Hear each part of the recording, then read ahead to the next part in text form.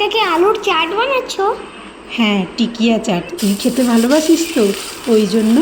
তুমি যে বললে এইসব আনহেলদি ফুড খেতে নেই। হ্যাঁ, বলি তো, বাইরেরটা আনহেলদি। বাইরের ফুচকা চাট এগুলো আমি বারণ করি তোকে খেতে, ওই জন্য বাইরেরটা যেন না খাস, তার জন্য আমি তোকে বাড়িতেই বানিয়ে দিচ্ছি। বেশ, ঠিক আছে, দোকানের মতন টেস্টি হবে তো? হ্যাঁ, দেখ। এটা কি করছে, তেঁতুলের চাটনি এটা? হ্যাঁ, এটা তেঁতুলের চাটনি। যে মিষ্টি চাটনিটা ব্যবহার করা হয় চাটের জন্য, সেই মিষ্টি চাটনিটাই আমি বানাচ্ছি। তেঁতুল, গুড় আর একটু টমেটো সস দিয়ে উপর থেকে ভাজা গুঁড়ো ছড়িয়ে দিয়েছিলাম।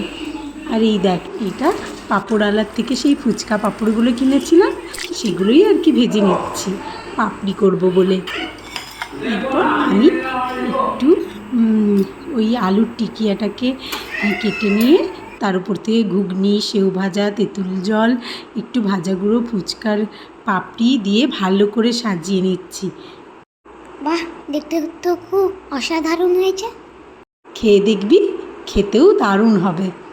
ও, বুঝলাম।